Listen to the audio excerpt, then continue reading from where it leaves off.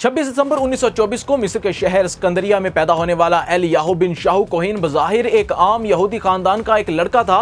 इसकी याददाश्त इतनी तेज थी कि गली से गुजरती गाड़ियों की नंबर प्लेट्स एक नजर में हिफ्ज कर लेता था। 1950 की दिहाई में मिस्र के अंदर इसराइली खुफिया कार्रवाइयों और फिर 1956 की नहरी सुइस की जंग के बाद जब कोहीन इसराइल मुंतकिल हुआ तो वो 5 जुबानें रवानी से बोल सकता था, खुसूसन अरबी के, मिस्री और शामी लहजे। इसने इसराइली मिलिट्री इंटेलिजेंस में बतौर मुतरजम काम करना शुरू किया, लेकिन डेस्क की मामूली नौकरी में इसका दिल नहीं लगता था। इसने 2 बार मोसाद में फील्ड एजेंट बनने के लिए दरख्वास्त दी, लेकिन दोनों बार इसे नामौजू करार देकर मुस्तरद कर दिया गया। मगर असल सवाल यह है कि जिस शख्स को मोसाद ने 2 बार रिजेक्ट किया, वही शख्स अचानक मशरक वस्ता की तारीख का सबसे बड़ा जासूस कैसे बन गया। 1950 के आखिर में जब मिस्र और शाम ने इत्तेहाद करके यूनाइटेड अरब रिपब्लिक बनाई तो इसराइल के सर पर खतरे के बादल मंडराने लगे। मोसाद के डायरेक्टर जनरल ने पुरानी फाइलिन और एली कोहीन की यादाश्त और अरब कल्चर पर गिरफ्त को देखते हुए इन्हें मुंतखब कर लिया।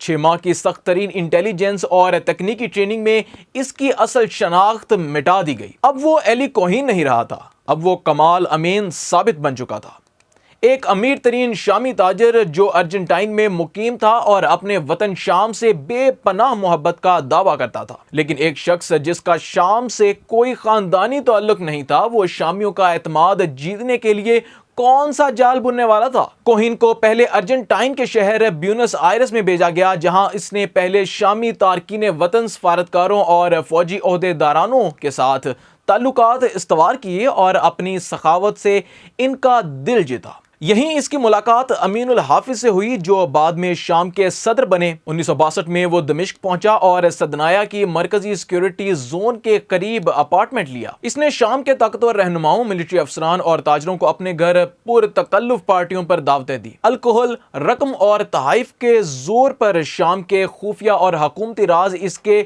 ड्राइंग रूम में बिखरने लगे। लेकिन सवाल यह पैदा होता है कि क्या किसी ने भी इसके इतने बेहिसाब पैसे और पुरअसरार माजी पर शक नहीं किया। एली कोहीन सिर्फ बातों तक महदूद नहीं रहा, इसकी रसाई शाम की इंतहाई हसास और ममनुआ मिलिट्री जोन्स तक हो चुकी थी।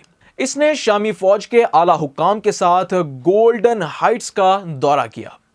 वहां इसने शामी फौजी बंकर, तोपखाने और दिफाई मौका की निशानदही की। मकाराना चाल चलते हुए इसने शामी अफसरान को मशवरा दिया कि बंकर्स में मौजूद फौजियों को धूप से बचाने के लिए वहां पुराने दरख्त लगाए जाएं। शामी अफसरान ने इसकी बात को पसंद किया और दरख्त लगा दिए, मगर उन दरख्तों ने इसराइली फजाइया को अल्टरनेट के लिए शामी पोजीशनों को निशाने की तरह वाजे कर दिया। इसके भेजे गए राज की आने वाली जंगी सलाहियत को अंदर से खोखला कर रहे थे। लेकिन क्या शाम के काउंटर इंटेलिजेंस अदारे बिल्कुल अंधे हो चुके थे? 1965 के अवाइल में शामी फौज ने सोवियत यूनियन की फराहम करदा जदीद रेडियो डिटेक्टिंग टेक्नोलॉजी का इस्तेमाल शुरू किया। दमिश्क में एक दिन सफारती मवासलात के लिए रेडियो सिग्नल्स को कुछ देर के लिए खामोश कराया गया ताकि गैर कानूनी सिग्नल्स को ट्रेस किया जा सके। बिल्कुल इसी वक्त एली कोहीन अपने अपार्टमेंट से रोजाना की तरह खुफिया मोर्स कोड में कोडेड मालूमात तेल अवीव भेज रहा था। सोवियत टेक्नोलॉजी की मदद से शामी सिक्योरिटी फोर्सेस बराह रास्त इसके अपार्टमेंट के दरवाजे पर पहुंच गई। इसे रंगे हाथों रेडियो ट्रांसमीटर्स के साथ गिरफ्तार कर लिया गया।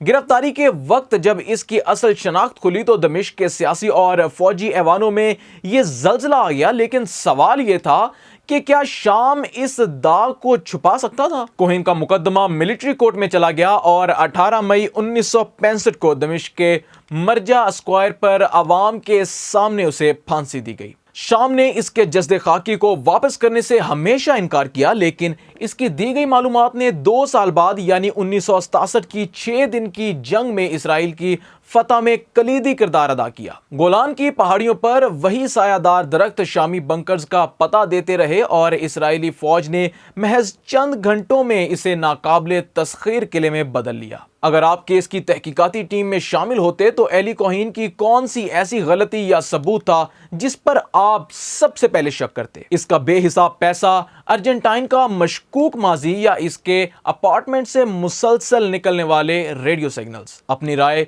नीचे कमेंट सेक्शन में जरूर लिखिएगा। अपने मेजबान अहमद फराज को दीजिए इजाजत। अल्लाह हाफिज।